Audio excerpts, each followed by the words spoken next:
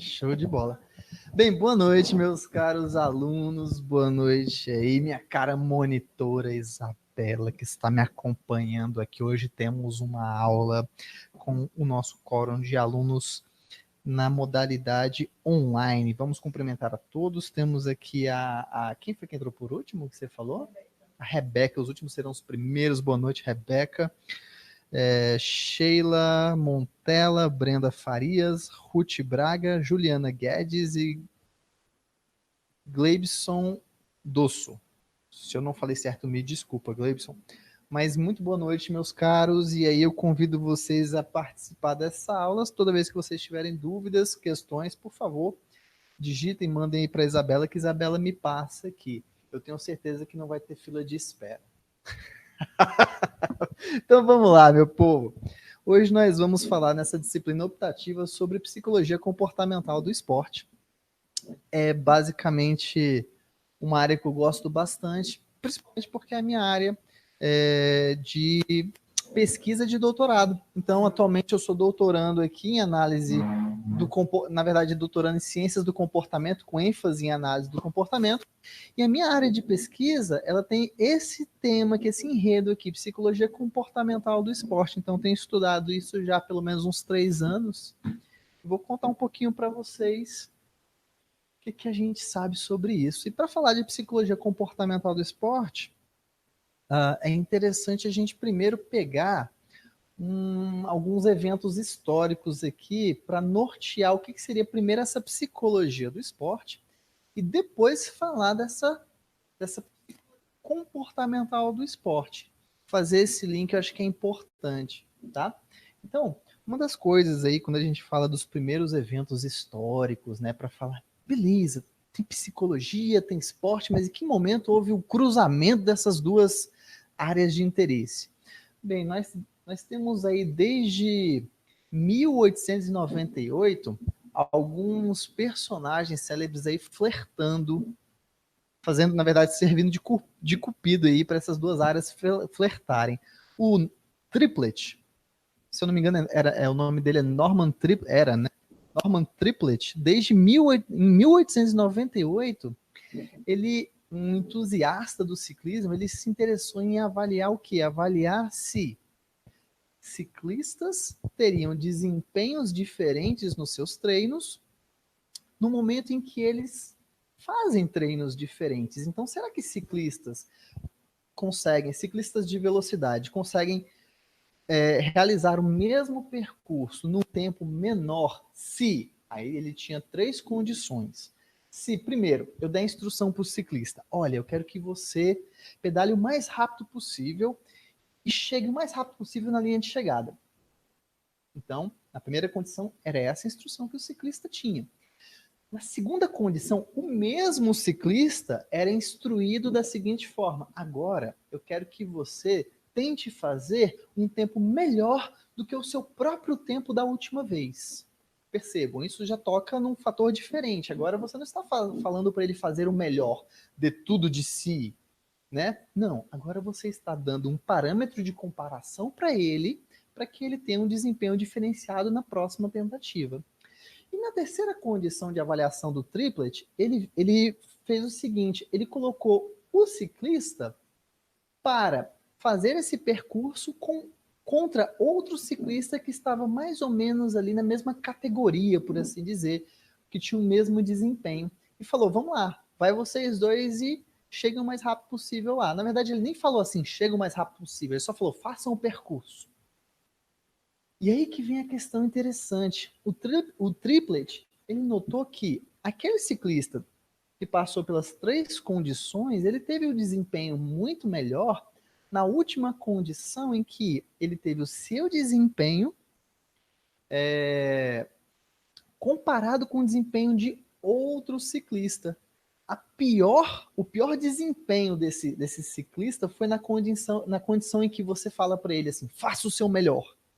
Que parâmetro que ele tem? O que vai controlar o comportamento dele para além dessa instrução?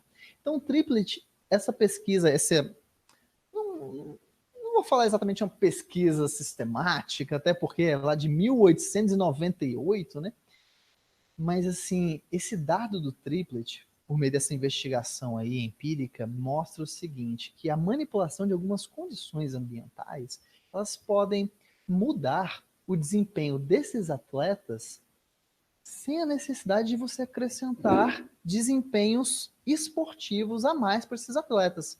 E notem, uma questão importante aqui, eu não falei que o triplet botou o atleta ciclista que estava lá, faça o seu melhor. Ele não colocou o atleta para ter um treino específico, pedale 20 vezes, e depois, em outro momento, olha, você vai fazer um tempo melhor que o seu último tempo. Ele não teve uma oportunidade de melhorar o seu desempenho físico fazendo outro percurso de 20 voltas. Então, não houve essa questão de melhora do desempenho físico em função de um treino específico. O que houve foi a manipulação de uma variável ambiental que interferiu no desempenho desses ciclistas sem a necessidade de acrescentar um desempenho aí, um desempenho não, sem a necessidade de acrescentar um treino específico para melhorar a parte física dele. Então vejam, esse é um indício de que existem, para triplet, esse foi um indício de que a manipulação de fatores psicológicos podem interferir no desempenho do atleta, certo? Sem a necessidade de você acrescentar mais treino para ele. Outra personalidade aqui é o Coleman Griffith. Coleman Griffith foi considerado o pai da psicologia do esporte. Eu gosto de brincar quando a gente encontra esses pais de alguma coisa, porque ele foi o cara que fundou o primeiro laboratório de psicologia do esporte. Então, se você quer ser o pai de alguma ciência que ainda não foi considerada ciência, faz o seguinte: sai correndo e abre um laboratório. Que é a melhor coisa que você faz da sua vida para ser pai de alguma coisa, ser um marco histórico é abrir um laboratório. E aí, lá em 1925, aqui com o triplet, em 1898, não havia nenhum laboratório para o estudo da psicologia do esporte. Mas o Coleman Griffith, ele abre um laboratório para o estudo específico de psicologia do esporte lá na Universidade de Illinois, ok? E aí, os estudos dele envolviam o quê? Envolviam temas como aprendizagem, habilidades motoras e variáveis da personalidade que interferiam no desempenho esportivo, certo? Então, isso aqui é para quê, gente? Para a gente ter uma noção de marcos históricos. O que a gente tem aí de antecedente histórico que fala da psicologia do esporte. Ainda não chegamos na comportamental do esporte.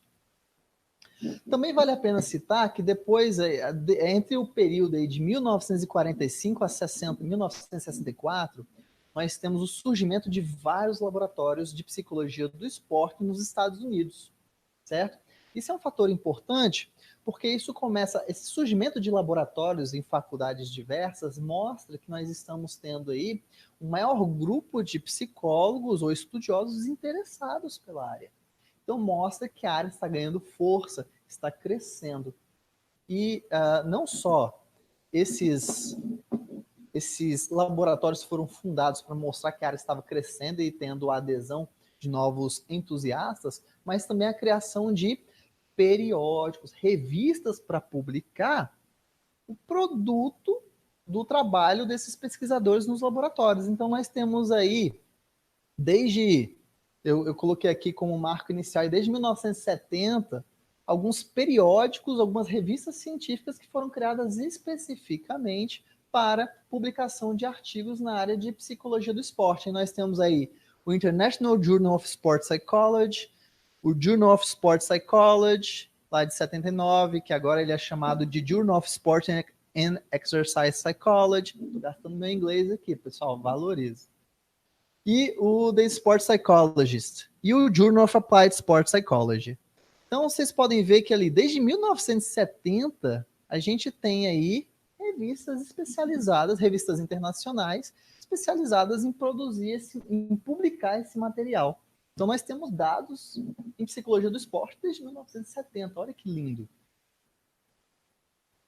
Bem, além disso, claro, essas revistas foram criadas com o objetivo de publicar esses resultados, mas outras revistas da área, nesse caso aqui de comportamento e esporte, não especializadas em publicar material de análise esportiva, também começaram a se interessar e publicar esse material. Então, nós temos a Behavior Modification, que é um periódico que publica vários resultados de intervenção comportamental, de modificação comportamental, em áreas diversas, educação, social, e aí vai. E viu também uma interface aí no esporte para publicar esses achados. O Journal of Applied Behavior Analysis, que é o famoso JABA que a gente conhece, que também tem aí muitas publicações na área de psicologia comportamental do esporte, e o Journal of Sport Behavior. Então, são periódicos que não são especializados em psicologia do esporte, porém, eles também têm artigos sendo publicados, o que é muito interessante, porque quando a área começa a crescer demais, não basta apenas publicar nas revistas especializadas. Ele vira uma matéria, um artigo de relevância, com material relevante para outras áreas também que não são especializadas, mas que pode trazer alguma contribuição. Bem, outra coisa que mostra força também, esse panorama histórico eu gosto de dar justamente para a gente falar assim, sabe, psicologia comportamental do esporte tem uma relevância, uma força? Eu gosto de mostrar esse panorama justamente para mostrar, sim, temos, desde 1900 e bolinha. Nós temos aí, desde 1965, a criação de organizações, ou seja, grupos de psicólogos interessados no esporte e personagens envolvidos com o esporte, se juntando e criando instituições, organizações para representar essa questão, essa interface entre esporte e psicologia. Então, nós temos lá a International Society of Sport Psychology, que é uma organização, a North American Society for Psychology of Sport and Physical Activity. Então, nós temos ali desde 66 até hoje, esse tracinho significa que elas existem até hoje, uma ali existe desde 65. A Canadian Society for Psychomotor Learning and Sport Psychology, aí vai. Isso aqui tudo a nível internacional. Beleza, Felipe, estou acompanhando. Então, você está falando que o negócio vingou, floresceu lá fora, né? E até agora você só gastou em inglês, o nosso bom e velho português.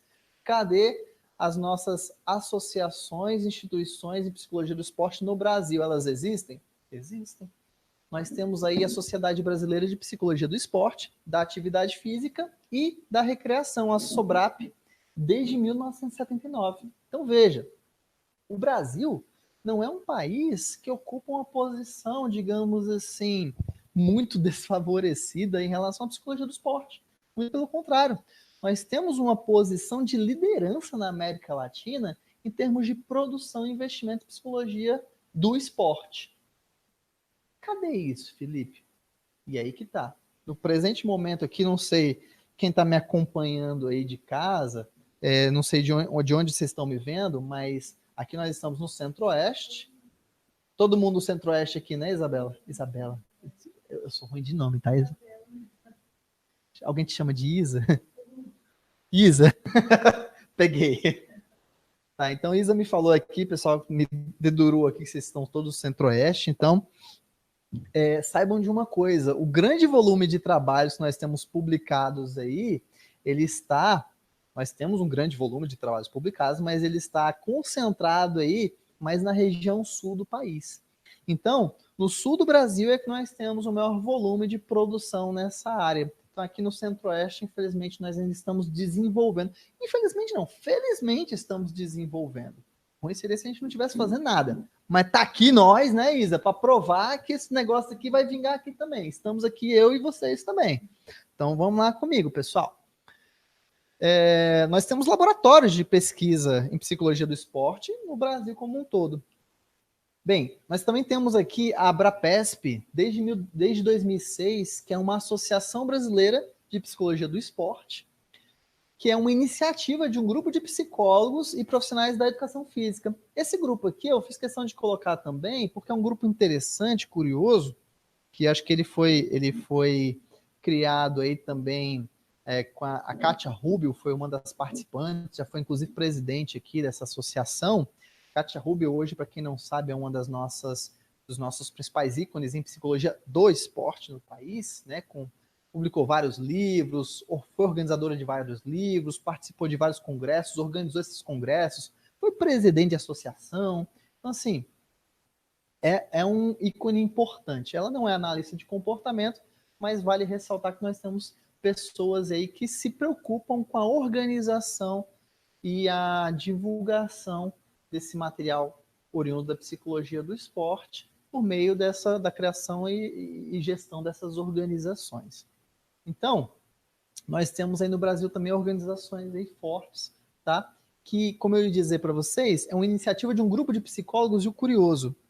Esses psicólogos, eles não tiveram essa iniciativa por terem alguma familiaridade entre si no tocante a abordagens psicológicas. Aqui você tinha psicanalista, gestaltista, analista de comportamento, você tinha profissionais de todas as abordagens psicológicas interessados em fazer isso. E por um bem maior, por assim dizer, que é a divulgação e a disseminação da psicologia do esporte no país, no Brasil, eles viram os benefícios da fundação dessa associação, que está aí até hoje, inclusive. Esse aqui é o símbolozinho dela, né? Associação Brasileira de Psicologia do Esporte, Abrapesp. O ícone atual tem site, entrem lá, dêem uma olhada depois. Então, preocupação em discutir e promover os estudos e práticas profissionais da psicologia esportiva no país. Legal. Um último ponto que a gente precisa tocar antes de ir direto para a psicologia comportamental do esporte. Mas antes disso, uma coisinha que eu pulei aqui, mas eu quero falar para vocês, se o negócio cooperar. A psicologia do esporte, a gente sabe que nós temos hoje na psicologia a APA, né? American Psychological Association, que é a nossa associação internacional mais forte, né? Que nos gerencia, por assim dizer, né? A psicologia como um todo no mundo, por assim dizer. E desde 1986, a APA, ela colocou a psicologia do esporte do exercício como área de estudo, aplicação, profissão do psicólogo lá na divisão 47 dela. Então ela tem uma série de divisões, onde ela tem onde é a parte clínica, onde é a parte de consultoria e etc, organizacional, e ela colocou aí desde 1986 nesse rol, né, de práticas do psicólogo, áreas de conhecimento da psicologia, a psicologia do esporte e exercício como aí a divisão 47 da APA, o que para a gente foi um ganho muito grande, tá? Bem, e aí uma questão importante para a gente encerrar essa introdução em psicologia do esporte no Brasil, que é onde nós estamos, né? A disciplina psicologia do esporte, curiosamente, mesmo com essa interface entre psicologia e áreas do esporte, curiosamente não é uma disciplina que está presente na grade curricular dos cursos de psicologia. Então, psicologia do esporte não é uma disciplina normalmente obrigatória nas grades curriculares da maioria dos cursos de psicologia do país. E aí você se pergunta assim, isso está certo? Porque, peraí, é uma área de atuação, é um campo de pesquisa, é uma área que produz conhecimento técnico, é uma área que parece que é a psicologia que toma de conta e ela não tem um espaço garantido dentro da grade curricular de cursos de psicologia. E onde é que ela tem esse espaço garantido? Curiosamente, ela tem esse espaço garantido, é obrigatório, nos cursos de educação física, nos cursos que têm a ver com questões mais relacionadas ao esporte. Então, futuros educadores físicos, eles têm obrigatoriamente na sua grade curricular a disciplina de psicologia do esporte há pelo menos 2 décadas. Então, isso é curioso no sentido de formação brasileira do psicólogo do esporte. Isso aqui nós estamos falando a nível Brasil, tá? Quando ela aparece nos cursos de psicologia, ela tem caráter eletivo. Então, esse tipo de panorama, ele traz para a gente a seguinte reflexão. nós temos uma dificuldade na formação do psicólogo do esporte, tanto numa formação técnica, quanto numa formação aí,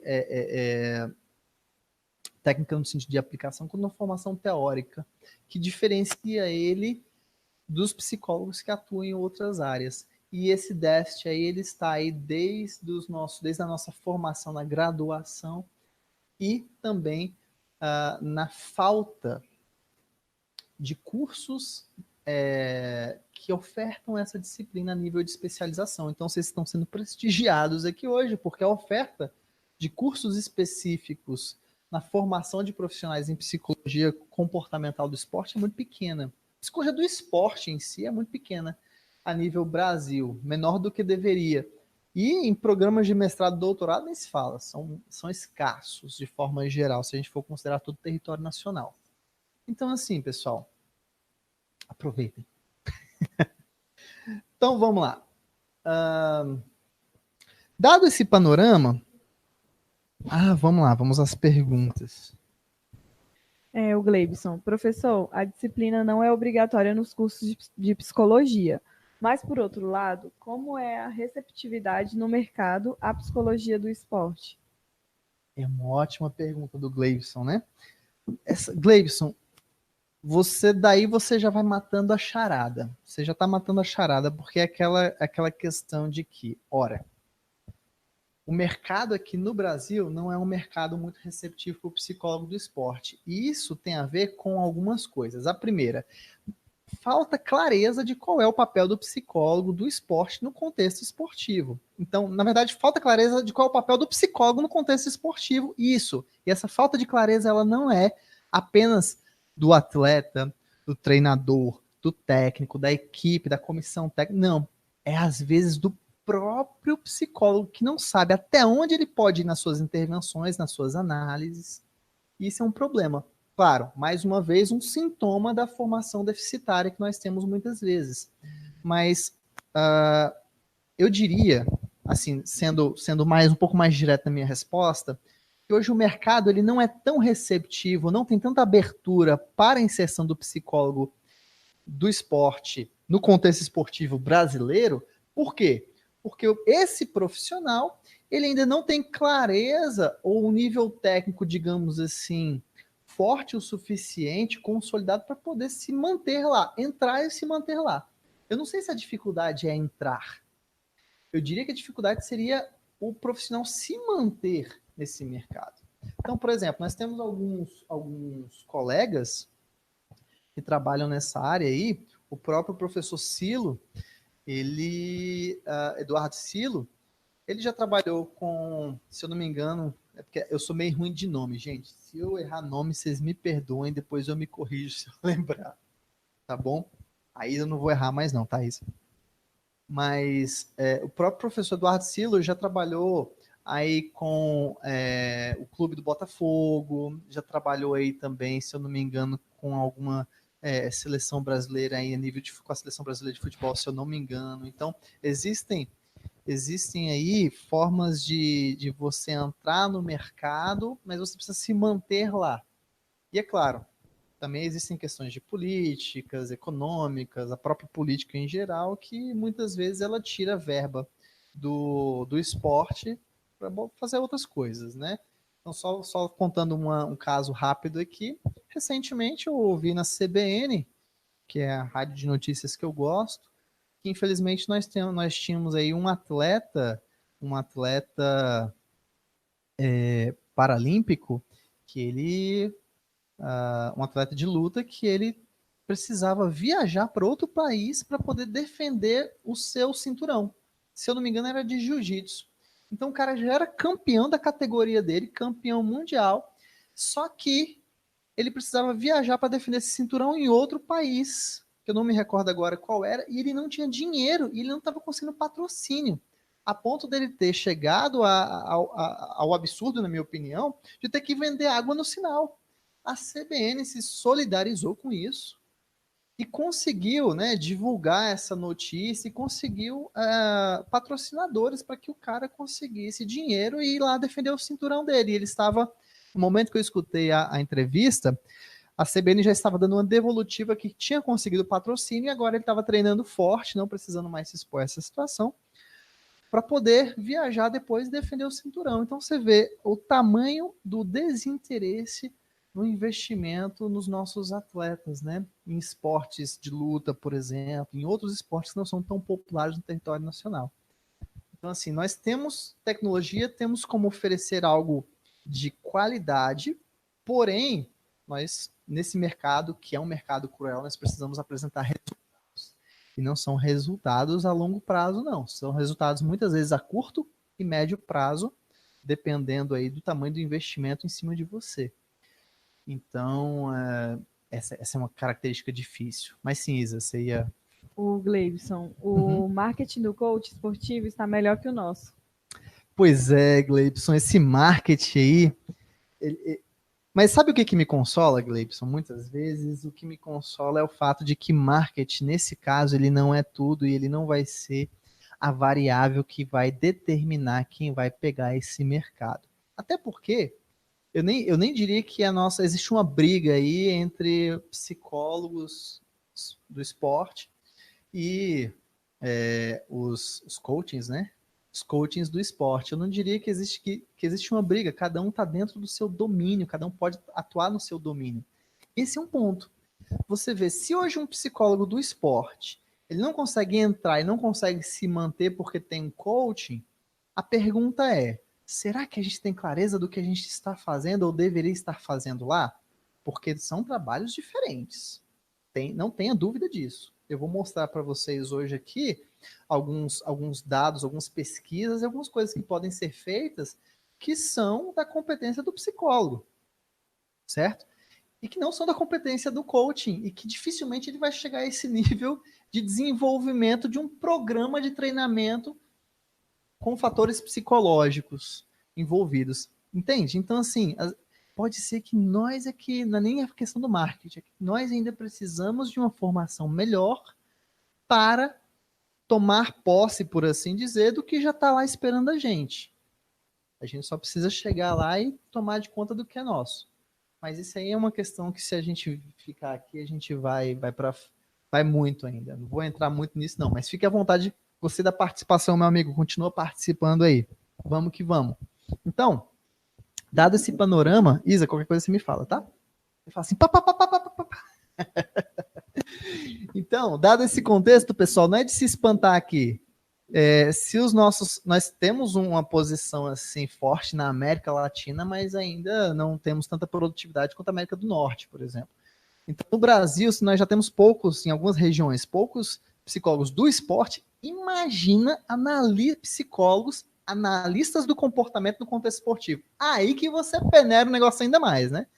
Aí que você vai ter aí um público bem reduzido. Então, nós somos a nata, galera. Então, vamos lá. E mais uma vez, isso acontece por quê? Alguns dos motivos levantados aí pela professora Scala, em um dos artigos dela, é que muitos profissionais que atuam no esporte desconhecem ou conhecem muito pouco a análise do comportamento, seja enquanto sistema teórico da psicologia, seja em sua aplicação específica ao esporte. E aí é que vem a questão que o Gleibson comentou aí, que eu comentei em relação ao que o Gleibson falou. Porque, veja, nós temos poucos analistas do comportamento, não é porque nós temos pouco a oferecer. Nós temos uma tecnologia comportamental forte, consolidada, mostrando resultados que se generalizam para diversos contextos diferentes de atuação do profissional. Então, nós temos uma ferramenta teórica forte. O que falta, realmente, e aí o Gleibson ele tocou num ponto, é a gente divulgar isso melhor, para que as pessoas nos conheçam e elas possam ir atrás do estudo dessa parte teórica e também de como a aplicação específica no esporte acontece. Diga lá. O Gleibson. Professor, você acredita que a especialização é essencial para o trabalho no esporte? Ou os conhecimentos de análise comportamental clínica já garantem uma atuação eficaz? Gleibson, essa é aquela pergunta capciosa, meu amigo. Porque assim, que eu diria para você, sendo bem honesto? Hoje, a especialização ela é muito importante. Essencial, eu não chegaria a tanto, mas que ela é muito importante e que pode ajudar na tua atuação profissional, isso sem dúvida, sem dúvida. Mas não basta uma especialização, isso eu estou falando de certificado, tá? Não basta um certificado, um papel, se você não tem consigo, bem consolidado, toda a bagagem conceitual da análise do comportamento, se você não consegue, inclusive, generalizar os princípios comportamentais e ver a sua aplicabilidade nos contextos práticos da vida. Então, se você já é um analista do comportamento que consegue, por exemplo, isso não estou falando de você, não, estou falando de todos nós, tá bom? Se você já consegue, por exemplo, pensar no conceito de reforço e ver a sua aplicabilidade em diversos contextos da vida, não só na parte clínica, na parte familiar, conjugal, infantil, adulto, hospitalar, social. Se você consegue ver o princípio do reforço agindo em tudo isso de forma um pouco mais fluida, um pouco mais natural, por assim dizer, porque você teve uma formação muito boa. Consequentemente, você vai conseguir ver a aplicabilidade num contexto esportivo, se você tiver essa base sólida. Nesse sentido, a especialização poderia ser chovendo molhado para você, percebe? E, é claro, precisamos nos inserir nesse mercado. Uma das coisas que eu recomendo para os meus alunos, inclusive recomendei para um aluno na última aula que eu dei aqui no IBAC, na última aula não, na aula que eu dei na jornada. Eu só comentei que eu mexia com esporte, tá? Um aluno veio depois da aula comentar comigo, mas e aí, professor, eu gosto muito de esporte, como é que eu faço para me inserir nessa área e virar analista do comportamento no contexto esportivo? Aí o conselho que eu dou para esses meus alunos que aparecem, eu falo o seguinte, olha, uma das primeiras coisas, se você ainda estiver na graduação, e mesmo que você já tenha completado a graduação, começa a estreitar a relação com pessoas envolvidas no esporte. Vai ver treino, vai conversar com o atleta, vai conversar com o técnico, vai conversar com comissão técnica. Estreite relações onde você não chega ofertando o seu serviço, não. Você se mostra interessado e aí, como um entusiasta, muitas vezes, e aí eles te dão abertura para você começar a fazer comentários inteligentes, começar a mostrar registros, que aí, como todo cara interessado, você pode chegar lá, assistir um treino, e durante o treino você faz registros em relação à quantidade de acertos, aproveitamento, comentários de treinador, comentário de atleta. O pessoal vai se familiarizar com a sua presença nos treinos, vai ver que você está fazendo algo que, se eles acharem pertinente, eles vão te chamar, deixa eu ver aí o que você está fazendo, já que você está olhando para a gente fazendo notas. Mas e aí, o que dá para fazer com isso? Mas olha só que coisa interessante, esse é um dado sistemático. Toda vez que o meu goleiro, falar de futebol, toda vez que o meu goleiro está treinando aqui na presença de pessoas conhecidas, ele tem um aproveitamento baixíssimo no treino dele. Agora, quando ele está sozinho, só ele e a equipe, o aproveitamento dele vai lá em cima. O que isso significa se isso é um dado sistemático que é apresentado por meio de registro contínuo? Significa que o cara está tendo seu comportamento afetado por variáveis, que aí a gente pode chamar, não tem problema, variáveis psicológicas, e precisamos fazer um ajuste nas variáveis psicológicas, e não nas variáveis, e não no treino físico, percebe? Até porque em competições a gente não controla a questão da presença e ausência de pessoas assistindo às competições, né? Tirando aqueles times que têm torcidas bagunceiras, que elas são punidas pelo juiz, não poder comparecer ao campo no dia do jogo do seu time, né? Enfim. Mas isso tá falando por quê mesmo? Enfim, a questão eu acho que eu até pulei aqui um pouquinho o meu slide, que eu estava falando sobre análise do comportamento no contexto esportivo, e o Gleidson tinha falado sobre... Gleidson. Qual foi a pergunta mesmo? Gleibson, tem um problema de memória. Não sei se é Parkinson ou Alzheimer. Eu acho que não é Parkinson porque eu não estou tremendo ainda.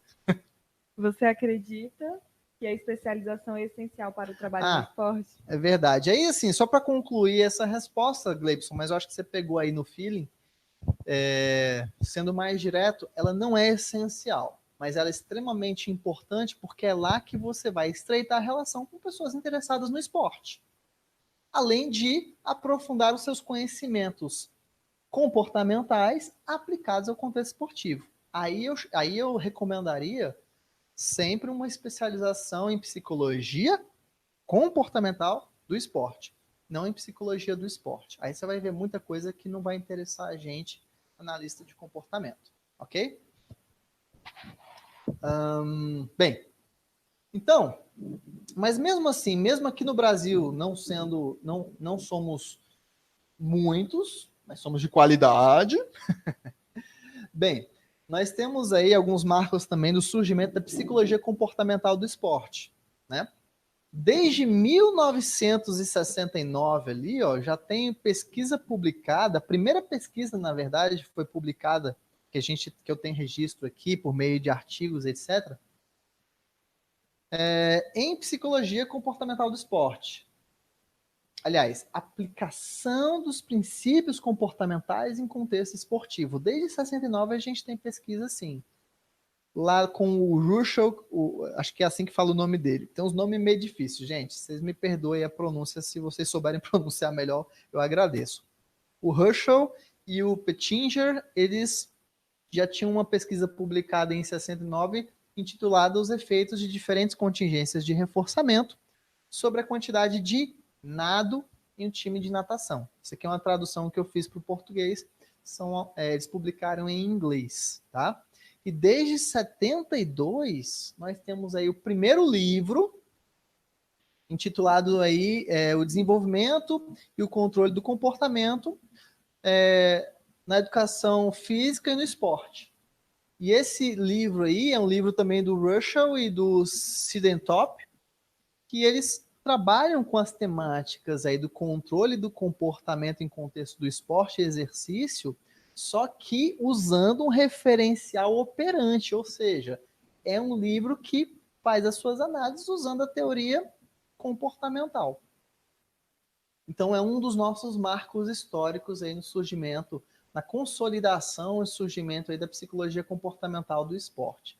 E de lá para cá, pessoal, só para falar para vocês aí, em 72, esse livro aí do Russell e Sidentop, que fala com esse referencial operante, o que eles abordaram nesse livro? Só para vocês terem uma noção. Eles apresentavam um conjunto de estratégias práticas para ensinar novas habilidades esportivas usando princípios comportamentais. Eles também apresentavam formas de manter habilidades existentes usando princípios comportamentais.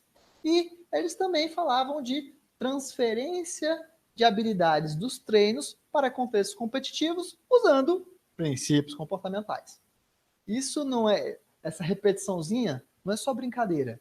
Isso aqui pode ser falado, é abordado ao longo de muitos anos em outras abordagens psicológicas, mas sem princípios comportamentais, obviamente. Então, quando a gente fala que isso aqui foi abordado com princípios comportamentais desde 72, é um chãozinho bom que a gente tem aí, um material legal que tem sido construído ao longo desses anos. Quer dizer, desde 72, nós estamos em 2019, já vai fazer aí 40 anos, não, já fez, né? Matemática nunca foi meu forte. Mas aí 30, 49, não, já acho que tem mais de 40 anos. 40, obrigado, calculadora. Obrigado, calculadora, Isa. 47 anos de chão produzindo material que traz novidade, que traz aplicação de estratégias com princípios comportamentais. Então não é pouca coisa não, gente. E é claro, a maior parte da produção científica nessa área em psicologia comportamental do esporte é na América do Norte. E um dos expoentes, se vocês acharem aí para ler, pode ler com segurança, é o Gary Martin, que ele tem uma grande quantidade de publicações na área aí, psicologia comportamental do esporte, muitos artigos em revistas científicas importantes, em inglês, tá? Mas ele tem um livro muito legal que já foi traduzido, que é Consultoria em Psicologia Comportamental do Esporte. Então, eu acho que é isso. Manual de Consultoria em Psicologia Comportamental do Esporte. É um livro que foi traduzido para o português já faz algum tempo. É um livro, se eu não me engano, aí de 2000, talvez. Mas esse livro é muito legal porque, ao longo dos capítulos, ele não fica apresentando princípios comportamentais. Ele fica apresentando como realmente você desenvolve um serviço de consultoria com a análise do comportamento no contexto esportivo, independente do contexto esportivo. Se você vai trabalhar com balé, se você vai trabalhar com futebol, se você vai trabalhar com basquete, e eles têm bagagem que os precede para poder falar disso, porque trabalharam com atletas e times a nível internacional. Claro, eles têm lá as preferências nos esportes que eles trabalharam mais vezes. Se não me engano, natação, patinação artística, futebol americano, esses esportes assim que eles trabalharam mais, mas eles têm uma ampla experiência, principalmente o Gary Martin. Então, achou para ler, pode ler com segurança que você vai ter uma leitura aí proveitosa a nível de conteúdo, precisão teórica e também ideias geniais de aplicação prática e know-how de como fazer. Know-how de como fazer fica redundante, né? Mas o know-how para aplicar o que você precisa aplicar no contexto esportivo enquanto psicólogo do esporte, psicólogo comportamental do esporte. Bem, essa parte de psicologia comportamental do esporte, beleza, a gente falou que somos poucos, né? Se somos poucos, mas nós ainda temos uma posição privilegiada aí em psicologia do esporte na América Latina, somos poucos analistas do comportamento. Quem domina a área no Brasil em termos de psicologia do esporte? Está aqui a resposta. A prevalência das produções no Brasil em psicologia do esporte é usando um viés cognitivista. Então nós temos ciências cognitivas produzindo muito mais do que a análise do comportamento no Brasil. Então, e mais uma vez, é aquela questão. Existe pouco conhecimento aí sobre a análise do comportamento, e eu vou concordar com o Gleibson mesmo, nós temos um marketing ruim, e às vezes uma formação que tem alguns gaps, né? Consequentemente, esse pouco conhecimento sobre a análise do comportamento, e não é o pouco conhecimento sobre a análise do comportamento de qualquer personagem, mas desses personagens aqui, ó, dos personagens envolvidos no contexto esportivo. Quem sabe que a análise do comportamento é importante e tem algo de bom para oferecer quando a gente vai lá para o time do Flamengo. Será que o Flamengo sabe que a análise do comportamento tem tecnologia desde 72 aí, mostrando ótimos resultados em natação, futebol americano, basquete, futebol, soccer também? Será que eles sabem disso? Não sabem. E provavelmente não sabem porque muito do que a gente publica e divulga em termos de resultados, e aí também é um erro nosso, que entra naquela questão do marketing, mas é um erro que tem mais a ver com necessidade de publicação acadêmica, a gente publica muito em revistas específicas de análise do comportamento, sem a interface com o esporte. Então veja bem, eu quero publicar a minha pesquisa, os meus resultados em psicologia comportamental do esporte, só que eu vou lá e mando o meu trabalho para uma revista que fala de análise do comportamento de forma geral. Cara, quem quer esporte, quer conhecimento e resultado sobre esporte, quem quer saber o que funciona no esporte, não vai olhar numa revista de análise do comportamento. Vai numa revista especializada no esporte. Então, esse aqui é um erro grave nosso, de fato.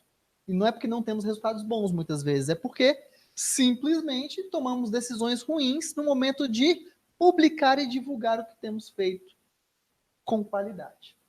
Isso no Brasil, tá? Então isso restringe aí a disseminação dos resultados de pesquisas comportamentais no contexto esportivo. Então os interessados, os times, os atletas, eles têm aí pouco contato, pouco acesso a essa informação. Só antes de você falar, Isa, dar mais uma pergunta, só para vocês terem uma noção aí.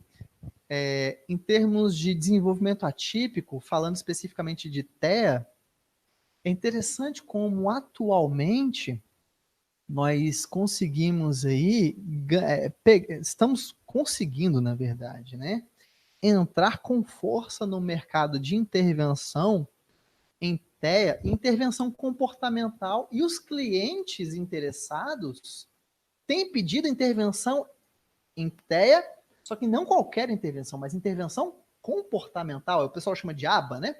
Applied Behavior Analysis, a terapia ABA, a terapia baseada na análise aplicada do comportamento. E aí, o que é interessante nesse aspecto, e é uma coisa que a gente precisava trazer para o esporte, a gente tem que fazer com que a pessoa interessada nisso procure a gente, como está acontecendo nessa área específica de intervenção em TEA. Eles estão procurando terapia ABA. Eles não estão procurando terapia psicológica, é terapia ABA. É isso que a gente precisa no esporte. Procurar analista comportamental do esporte. Na hora que a gente conseguir isso, a gente vai dar um salto, provavelmente.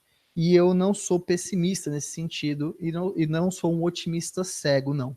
Acho que com os resultados que a gente tem produzido, e não digo só a nível de pesquisa, não, tá? Digo a nível de resultado em acompanhar times e atletas que tem. Nós temos análises do comportamento que estão fazendo esse trabalho. Eles vão conseguir aí reverberar aí a importância e a nossa utilidade aí em termos de mercado, tá? Mas sim, Isa. Gleibson, eu imagino que a própria maneira como pensamos o esporte, sobretudo coletivo, prioriza o mentalismo. A equipe não foi bem porque estava desmotivada. Exatamente, Gleibson. Você continua aí entendendo muito bem o viés. A nossa própria forma de falar de atribuir causa a desempenhos bons e a desempenhos ruins é uma forma de reprodução de mentalismos. Mas veja bem, o problema, Gleibson, ele nem é só esse, porque, na verdade, eu não sei se esse é o maior problema, porque nesse livro que eu indiquei para vocês do Gary Martin, de consultoria, um manual de consultoria em psicologia do esporte, psicologia comportamental do esporte, o Gary, vou chamar de Martin, gente, é próximo. Mentira. O Martin, ele fala o seguinte, ele fala, olha, a sua análise é comportamental, use com precisão os conceitos e os princípios, faça a sua análise funcional, joinha do jeitinho que você faria no mundo acadêmico. Mas na hora de passar isso para o teu atleta e para a comissão técnica do atleta lá, do time, etc., ó, não se preocupa em explicar princípio comportamental, usar conceito, não. Fala numa linguagem acessível a esse público, senão você perde esse público, você perde a audiência, né? Então, quando a gente fala assim que os cognitivistas eles têm conseguido, eles têm produzido mais, aí você levantou uma questão interessante que é a questão é a motivação, os caras estavam desmotivados, a gente ganhou a taça porque a gente estava motivado, o time estava com um sentimento ali de sei lá, amor mútuo, carinho, coragem, vitória, etc. E aí começam a atribuir causa, começam a atribuir o desempenho ruim ou bom a esses termos mentalistas. Não se engane, a gente faz isso também durante a consultoria. Porém, a gente fala assim, não porque acredita que aquilo esteja acontecendo, a motivação causando comportamento. Não. A gente fala assim porque é a forma como o cara vai entender. Mas a nossa intervenção continua sendo comportamental, a gente só não explica a nível de conceito comportamental, entende? Mas não há mal grave em falar que, depois de toda uma intervenção comportamental baseada em manipulação de estímulos, aí a gente fala da área de controle de estímulos, né? Você faz toda uma intervenção de controle de estímulos, com estímulos salientes, com uma estimulação suplementar aí no contexto esportivo para exercer controle sobre o comportamento de olhar para os estímulos relevantes, aumentando a probabilidade de que ele faça o que é certo. Olha que bonito, né? A gente fala tudo em termos comportamentais, mas na hora de explicar isso para a gente mesmo. Na hora de explicar para ele, a gente fala assim, o nosso treino psicológico aqui, ele teve influência sobre a motivação do atleta, né? Ele... Mas não é um erro grave, entende? A gente precisa ter uma comunicação direta com o pessoal. Mas sim, quando você acredita que essa metáfora, a motivação causa comportamento, isso é uma metáfora. Isso é uma figura de linguagem, né? Quando você acredita que a metáfora é verdadeira, aí a gente começa a errar nas análises, sem dúvida. Bem, Gleibson, continue aí, meu velho. É nós aqui. Eu, você, a Isa. Gente, aí, convido vocês também a participar. Bora lá. Sheila, Brenda, Ruth, Juliana.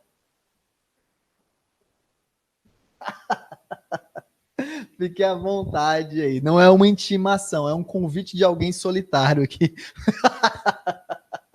Vamos lá, mentira. Tamo junto, galera. E aí, quando a gente fala, então, do objetivo, agora vamos voltar ao foco aqui específico para psicologia comportamental do esporte. Vamos definir algumas coisas para que fique claro aí o que é essa área e com o que a gente trabalha. O objetivo, qual é o objetivo da psicologia comportamental do esporte? De acordo com o Martin, como vocês podem ver aqui, desde 2001 ele já escreve sobre isso. Desde 2001, não, desde antes disso, tá? Ele fala que o objetivo é usar os princípios e técnicas da análise do comportamento com vistas a otimizar o desempenho esportivo e o bem-estar dos praticantes de esportes e de outros envolvidos nesse contexto. Sejam pais, pai. Então, a ideia, e aí vem a questão aí correlacionando com a pergunta do Gleibson, a pergunta anterior, você vê, é usar princípios e técnicas de análise do comportamento no contexto esportivo. Se eu tenho uma formação forte em análise do comportamento, gosto de esporte, entendo o que está acontecendo no esporte e consigo aplicar o que eu aprendi em análise do comportamento no contexto esportivo, tá valendo. É isso que se espera. Entende? E aí eu mencionei uma coisa aqui que é importante, foi um dos primeiros conselhos que eu recebi quando eu me aventurei na parte de psicologia comportamental do esporte. Uma coisa interessante, pessoal, se você quer trabalhar com esporte, é a seguinte. Você escolha alguns esportes ou comece com um esporte, mas comece com um esporte que você conheça, que você entenda, que você goste. Entenda quais são as regras, entenda o que anda acontecendo no esporte, se é um esporte de luta, quais são os golpes, o que os juízes fazem, se é um esporte de equipe, como é a interação entre o time, se é um esporte individual, que tipo de faltas o atleta comete, como ele ganha a partida, né, como ele perde. Então, conhecer o esporte para propor intervenções no contexto esportivo parece uma coisa meio óbvia, mas não é. Muitas vezes recebemos convites, quando a gente começa a ganhar alguma visibilidade, a gente vai falando de esporte, etc e tal, mas quando a gente começa a receber convites para trabalhar com alguns esportes que a gente não sabe nem para que lado que vai, às vezes é mais sábio a gente declinar o convite e indicar outro profissional que entende do esporte. Claro, a gente sempre pode estudar, conhecer o esporte, né?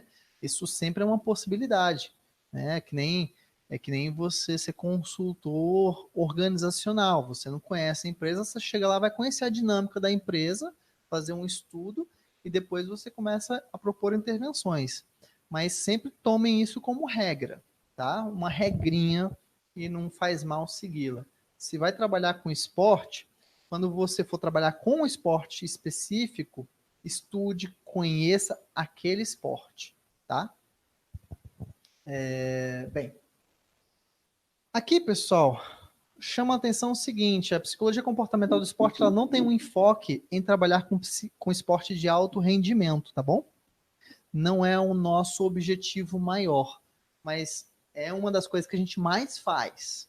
Mas aqui, a ideia é aplicar esses princípios e técnicas comportamentais em contexto esportivo. Pode ser de recreação, pode ser de esporte de alto rendimento, pode ser de reabilitação, pode ser o esporte aí com vias na aprendizagem, formação cidadã, e assim vai, tá bom?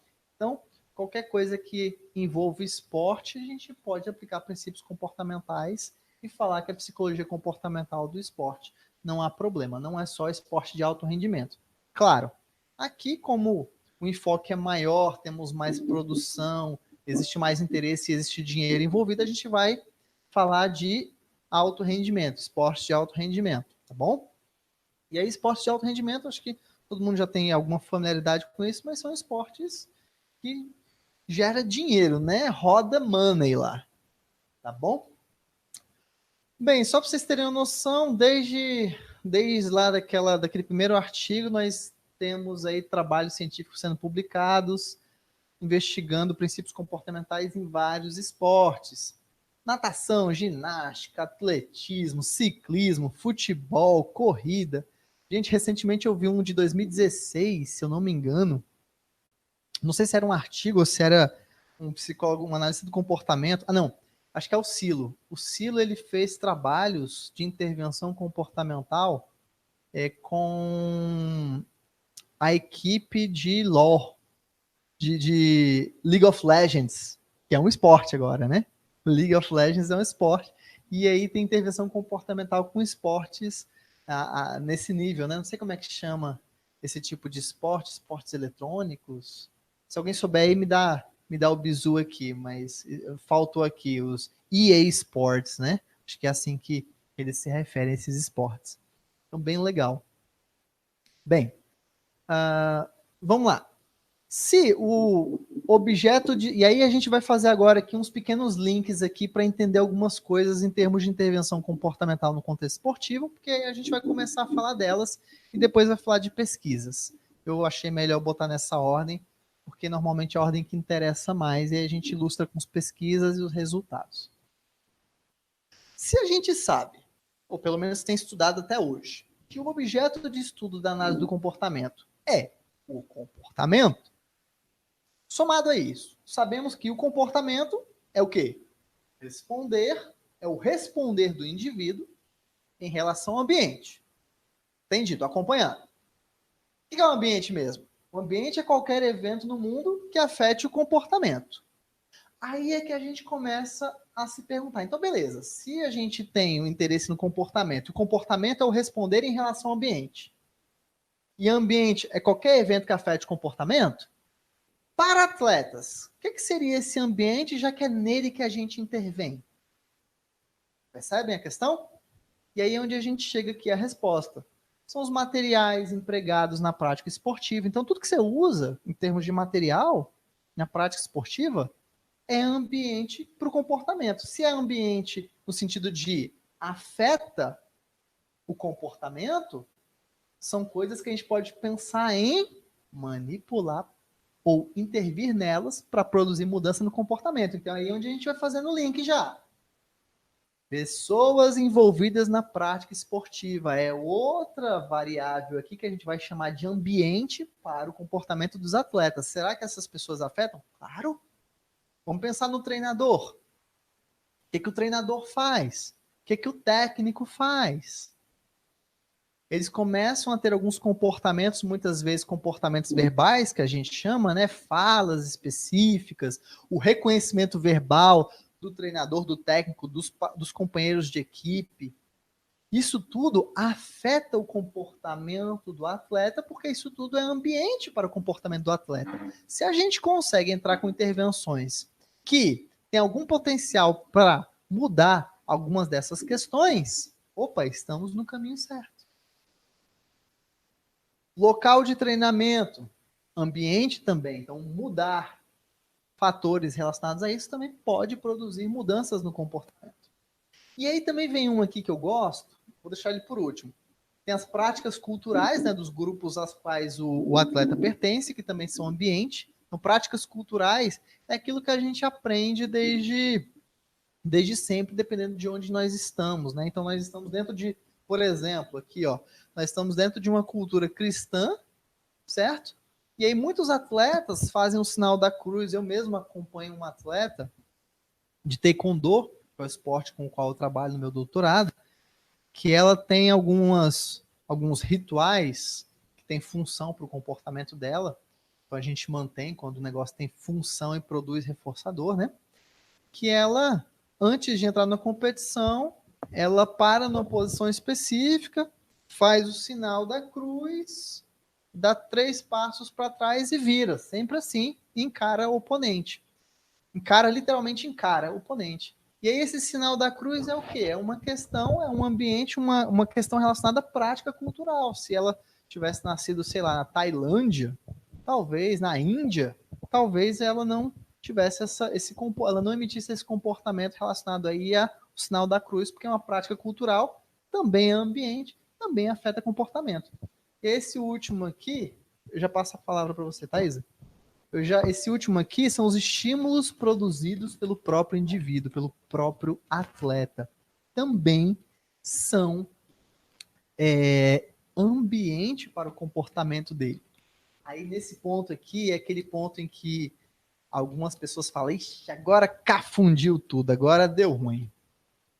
Como é que o meu comportamento afeta o meu comportamento? Porque aí você está falando que comportamento causa comportamento. A gente já aprendeu que na análise do comportamento não pode causar comportamento. Mas aí não é comportamento causando comportamento. É o estímulo resultado do meu comportamento que afeta o meu próximo comportamento. Dá um exemplo. Dou. E aí, depois do exemplo, eu já passo para a Isa e depois eu concluo o pensamento.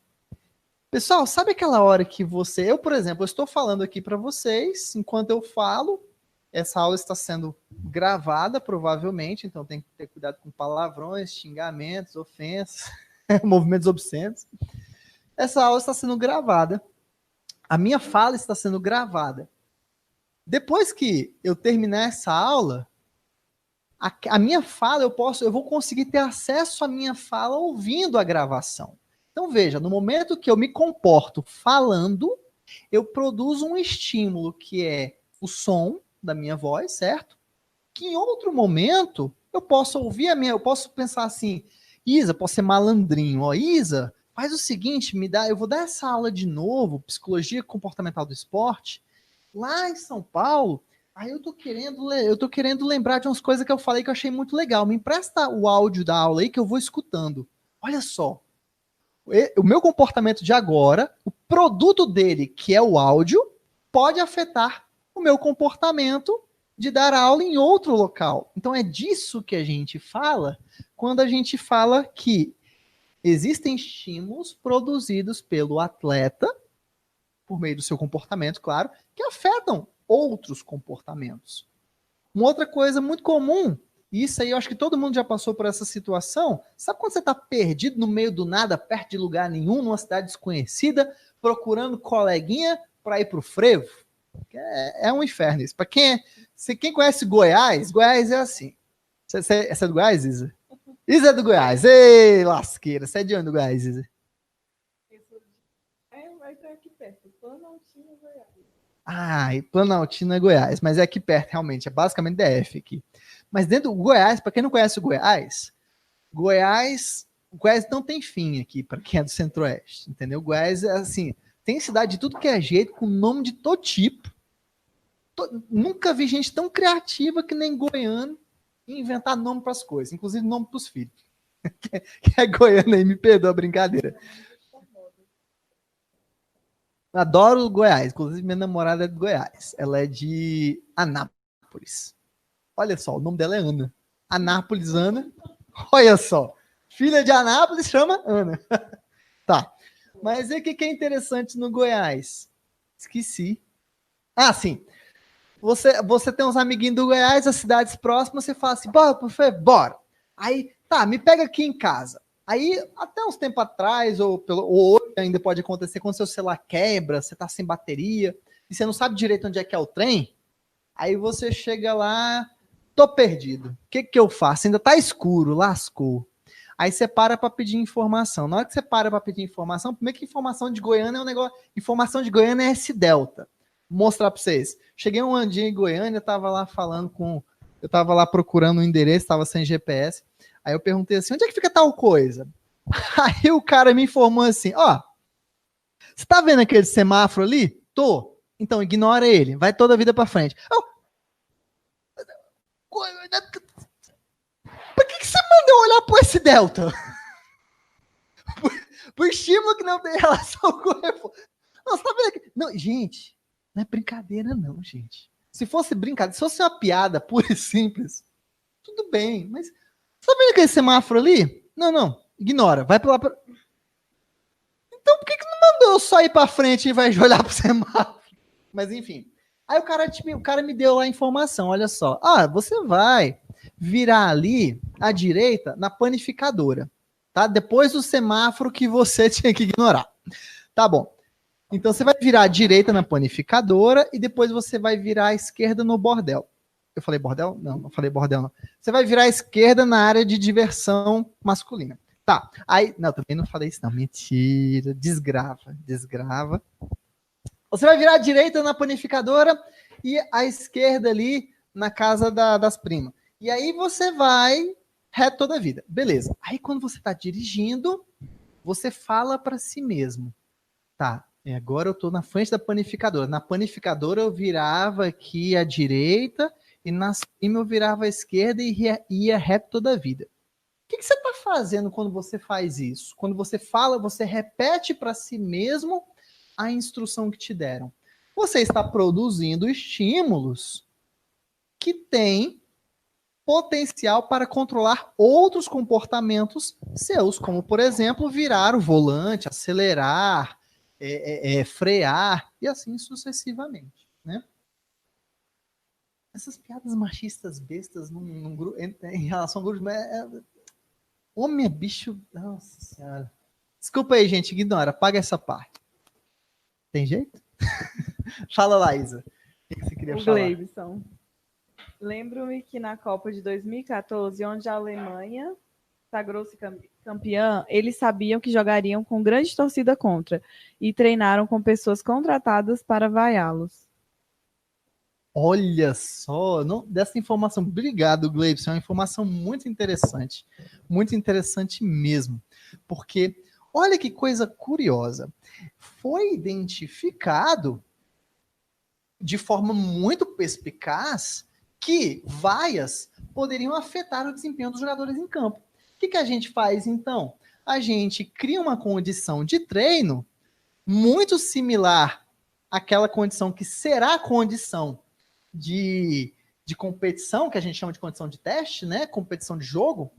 Então, a gente cria uma condição muito similar aonde os atletas começam a emitir os seus comportamentos esportivos de tocar, chutar a bola no gol, agarrar, fazer as triangulações, correr, na presença desses estímulos, provavelmente entendendo que, se não entendiam, eles chegaram muito perto, que pode haver uma habituação em relação a esses estímulos. Esses estímulos, eles podem se tornar irrelevantes no controle do comportamento, uma vez que eles são estímulos que estão presentes todos os dias. Isso acontece com a gente o tempo todo. Por exemplo, a gente, enquanto vocês devem estar aí sentados e vocês devem estar vestidos, eu espero, de pijama, né? E aí, às vezes a gente não fica lembrando o tempo todo da sensação tátil da roupa em contato com a nossa pele. A gente não fica lembrando o tempo todo, quem está de tênis calçado, quem está de sandália, a gente não fica lembrando o tempo todo da sensação tátil do calçado em relação à pele do nosso pé. Mas se a gente parar por um momento e direcionar a nossa atenção para isso, a gente consegue perceber. Por que a gente não faz isso ao longo do dia? Porque são estímulos que se tornam irrelevantes para controlar o nosso comportamento. Nós desenvolvemos uma habituação aí a esses estímulos. Foi isso, usando provavelmente esse princípio, né? Não sei se de forma comportamental, mas com certeza de forma muito inteligente e perspicaz, o time da Alemanha aí criou uma condição de treino excelente para garantir não controle, certo? Não existe não controle, mas para garantir que o controle do comportamento dos atletas ocorresse por meio das condições de partida ali, de jogo, e não controlado pelas condições de torcida, certo? Sim. O Gleibson mandou deitados e nus, que eles estão... Deitados e nus? O que você falou que eles estavam sentados. Deitados e nus. Gleibson, eu não precisava dessa visão na minha cabeça agora. Mandou brincadeira. A Grazi falou, essas simulações estão sendo muito utilizadas nos esportes. Exato. Estão sendo muito... Quem falou? A Grazi. Grazi, ela entrou depois, né? Grazi, boa noite. Acho que eu não te cumprimentei. Tudo jóia, bem-vinda aí. Sim, Grazi, você tem razão. Gleidson, obrigado pela brincadeira aí. Eu pensei que eu era o único que fazia brincadeira aqui. Daqui a pouco a gente vai ter aqui, ó, fiquem comigo e com a Isa aqui, porque daqui a pouco, de forma inédita, a Isa vai contar uma piada. Boa, ok? Isso aí é uma promessa, tá bom? Fiquem conosco. Então vamos lá, aquela coisa, sabe, de ratinho assim, teste de DNA. Já, já, saberás o filho, saberás de quem é o filho. Ó Deus. Vamos lá. Então vamos, Isa, daqui a pouco, hein, Isa? Então, tá bom. A gente vai ter um treino de piada, Isa. É porque eles estão falando muita coisa em off, mas isso ele não escreveu que era em off. Tá. Eu vou responder pra ele. Ele falou, isso era em off, Isa. Desculpa, Gleibson. Não, Gleibson, bota em off não. Galera, bota essas coisas em off não. Fala aqui comigo aqui, ó. Pode meter bronca nos comentários, aí fica mais divertido.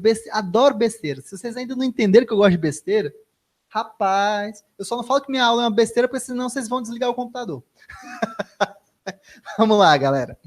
Então, assim, a Grazi tinha falado que essas estratégias estão sendo muito utilizadas no esporte. Por quê, Grazi? Nesse livro do Gary Martin, sobre Manual de Consultoria em Psicologia Comportamental do Esporte, ele já descreve desde 2000, ou seja, já vai fazer 20 anos, e nós sabemos disso a nível internacional, que você mimetizar ou criar uma situação de treino o mais parecida possível com o contexto de jogo, aumenta as chances de haver uma coisa que a gente chama de transferência do desempenho de treino para condição de jogo. Porque no esporte profissional, no esporte de alto rendimento, uma das coisas mais difíceis, né, e não se engane, isso não é o suficiente ainda.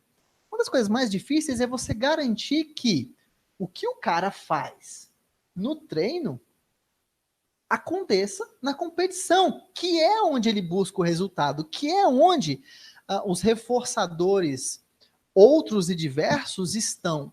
Então, dinheiro, reconhecimento midiático, reconhecimento de torcida, reconhecimento de um monte de gente. E dinheiro. Falei dinheiro? Dinheiro. Então, depende do esporte, né, Isa?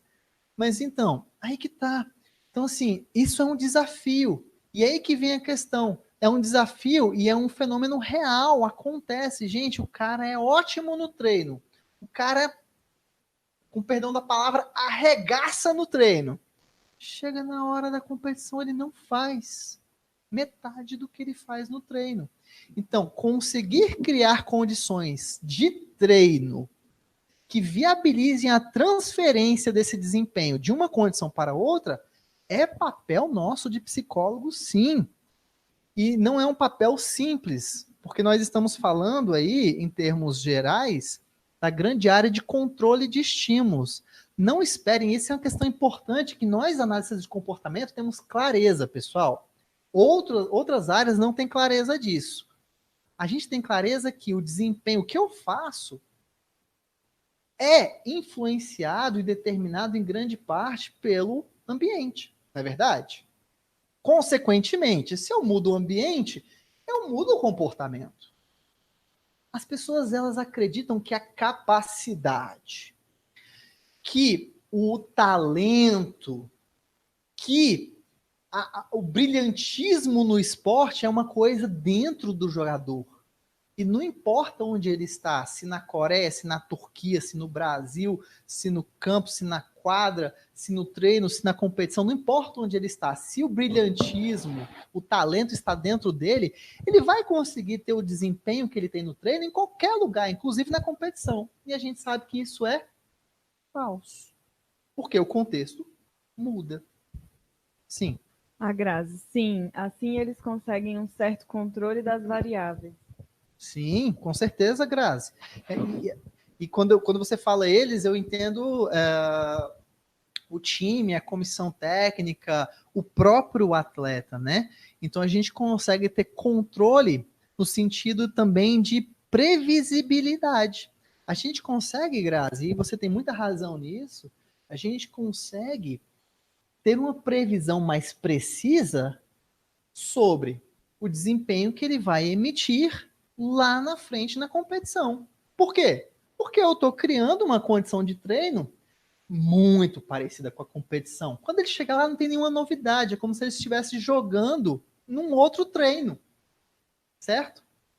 Claro, não é assim que a gente fala, mas eu falei dessa forma só para agilizar a questão. Mas você tem total razão nisso. Bem, seguindo, mais uma questão, gente? Fala todo mundo comigo. Não, Titi Felipe. Obrigado.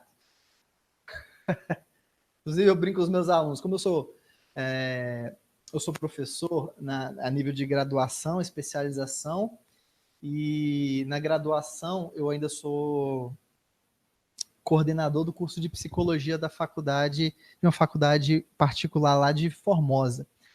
Aí eu, como coordenador eu gosto de brincar com os meus alunos assim, pode chamar de tio Felipe, a gente cria esse laço de afetividade, amor e carinho, a coisa dá certo. Então vamos lá.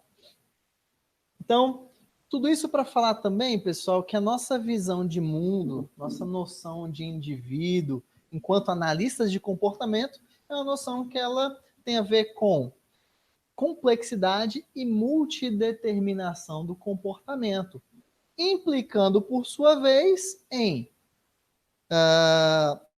entender o comportamento sempre relacionado ao ambiente como um processo interativo e que é complicado lidar com ele, porque como um processo interativo você não consegue congelá-lo no tempo e no espaço.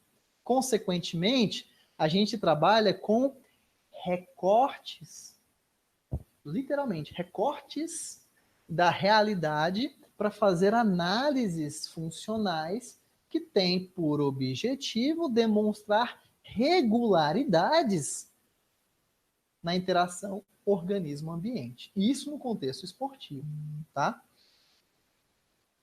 Aqui é chovendo molhado, pelo que eu já falei para vocês, né? Nós estamos interessados nós fazemos a descrição e supomos algumas relações funcionais e investigamos por meio do levantamento de hipótese e testagem da hipótese se aquela relação funcional se mostra verdadeira. Então, o trabalho, e aí já vamos passar aqui para essa parte aqui, o trabalho do psicólogo comportamental do esporte, eu vou fazer alguns pequenos detalhamentos em relação a ele, mas parte do trabalho do psicólogo comportamental do esporte é chegar no ambiente, certo? Onde ele foi solicitado como profissional que precisa dar o seu parecer técnico e intervir. Você chega lá, você escuta qual é a demanda do seu cliente, aí você pode ser solicitado pelo próprio atleta, pelo treinador, pela comissão, enfim. Você chega lá, escuta o que eles têm a dizer sobre, olha, o problema aqui é que o time anda muito desmotivado. Vamos pensar em futebol.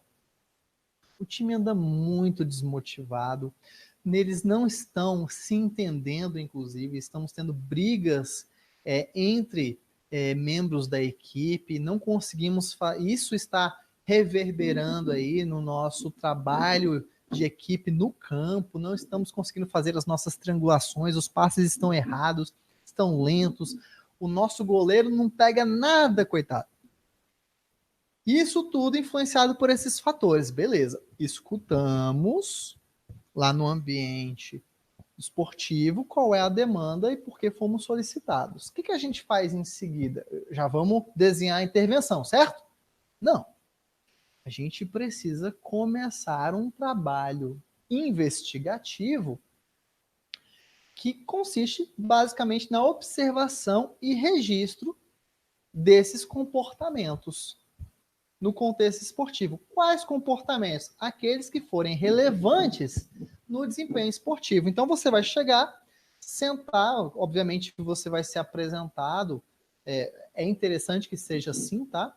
que você seja apresentado para os atletas, olha, a partir de agora o Felipe vai acompanhar vocês aí como psicólogo, ele vai acompanhar no sentido de assistir os treinos, fazer registros, eventualmente ele pode conversar com a gente, dar algumas dicas, e aí daí para frente você senta o bumbum lá e assiste treino e faz registro. De acordo com seus registros, você vai construindo as suas medidas, vai construindo gráficos em relação a tendências e regularidades. E regularidades que eu me refiro, regularidades no sentido de como o comportamento acontece, se em alta ou em baixa frequência, e em que condições antecedentes, produzindo que tipo de estímulos consequentes. Então é isso que a gente fica observando num primeiro momento, antes de aplicar uma intervenção. E isso é muito importante de ser feito antes, porque se nós não fizermos isso antes, que medida nós vamos ter de que a nossa intervenção funciona? Se eu não tenho uma medida antes da intervenção para comparar o pós-intervenção, como é que eu vou saber que funciona? Esse é um problema. Então, normalmente um trabalho profissional ele tem a ver com essas observações e análises anteriores à aplicação da intervenção e muitas vezes, muitas não. Um trabalho profissional sempre tem um registro quantitativo e cumulativo junto com a determinação dos comportamentos alvo de intervenção no momento que a intervenção começar a ser administrada. Sim, Isa. Eu vou falar da Lanusa. A Lanusa também não está ali, porque ela entrou depois. Tá. Isso Vanusa? acontece... Lanusa. Lanusa, boa noite, Lanusa. Isso acontece no local de treino? Isso o quê? Isso o quê? Eu vou falar do Gleibson agora. Tá, aí só... Porque foi antes, ele falou antes, agora eu não fiquei sem entender. Lanusa, desculpa. A avaliação sempre acontece no local de treino? Tá, já vou falar, já vou responder o Gleison. Já vou pedir desculpa aqui para a Lanusa. Ela reformulou. A avaliação sempre acontece no local de treino? Lanusa, a avaliação nem sempre precisa acontecer no local de treino. Não existe uma obrigatoriedade, mas eu diria que uma intervenção, uma proposta de intervenção profissional e competente, ela precisa ter esse contato direto com o comportamento definido como comportamento-alvo.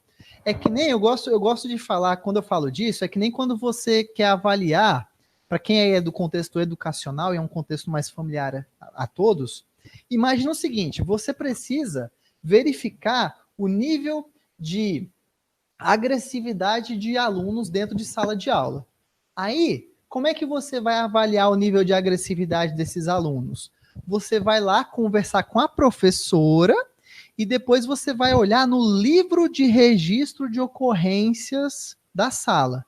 E aí você deduz a agressividade desses alunos com base nessas duas formas de coleta de dados. Qual é o problema aí? O problema é que você quer saber um dado sobre o comportamento do aluno, mas você nunca nem olhou para ele, entendeu? É possível deduzir alguma coisa a partir do relato da professora? É. É possível deduzir algumas coisas a partir do registro do livro de ocorrência? É. Mas é uma medida fidedigna? Eu diria que ela pode ser uma medida enviesada e uma medida não fidedigna. Eu teria cuidado com ela. Eu iria para o local de treino ou, no mínimo, teria acesso a gravações do atleta em competição, assistiria e a partir desse material, que é uma coleta direta do comportamento-alvo, eu basearia as minhas intervenções. Faria as minhas análises funcionais e basearia as minhas intervenções, entende? Então, possível preferível, queira a observação direta do comportamento em questão, que se for o comportamento do atleta, vai olhar para o atleta se comportando. Por que eu falei comportamento, se for o comportamento do atleta? Porque como eu disse lá atrás para vocês, eu posso ter uma intervenção com base, com foco nos meus treinadores, nos meus técnicos. Talvez eles, às vezes, é que são aqueles que precisam da intervenção. Sim, Isa. o Gleibson. Além da análise funcional da performance de cada atleta, é possível também identificar um padrão comportamental da equipe, correto? Sempre que acontece X, a equipe Y... Ah, meu Deus, peraí. Sempre que acontece X... Isa tá nervosa com a questão lá, viu? com a piada. Sempre que acontece X, a equipe emite Y e a consequência é Z? Como? É a pergunta de quem? Do Gleibson. Gleibson, assim, na equação aí, a função de segundo grau que você escreveu, brincadeira, Gleibson. Mas assim, Isa, não, reformula não, repete a pergunta que eu vou pegar, Gleibson, pode deixar. Vou do começo, então. Além da análise funcional da performance de cada atleta, é possível também identificar um padrão comportamental da equipe, correto? Vamos por partes, né? Vamos fazer igual o Fred. Por partes. Entendeu? Não é o Fred, não, é o Jason. Jason, o cara que corta as pessoas em partes. Essa aula tá divertida. Porque tá eu e a Isa aqui com piadas ruins. Temos aqui um momento de participação do nosso colega. Você quer falar alguma coisa? Quer contar uma piada? Não. Mas aqui ninguém tem. Eu disse isso? Não, o professor tem. O professor planejou a aula. Confia. A Graça também perguntou, Fred? É o Jason, Graça. O Jason, o cara que usa máscara de hóquei. Foi ruim. A Sheila também apareceu. Vamos cortar a aula em partes, então. Vocês querem um intervalo? Querem um intervalo, a gente Sim, volta? inclusive a Grazi falou aqui. Titio Felipe, precisamos de recreio. Gostei. Vamos por recreio, então. Então, instituído o recreio a partir de agora, graças a esse pedido doce. Muito obrigado. Vamos lá, pessoal. Vou pegar um café também. Nos vemos, então, daqui a mais ou menos... O que você sugere, Isa? De 10 a 15 minutos. No meu relógio, que não está no meu pulso... Aquele relógio está certo? Ó, aqui no meu tá 8h35, gente. Vamos até 8h45, 10 minutinhos. Né? Vocês estão em casa, vocês estão tranquilos. Então, vamos voltar 8h... Aqui já deu 36. Vamos voltar 8h46 e venham pontualmente, porque a Isa vai contar uma piada. Beleza? 8h46. Vejam bem. Isa, como é que é o seu sobrenome, Isa? Isa Cordeiro, de forma inédita, contará uma piada. Ok? Até já, pessoal.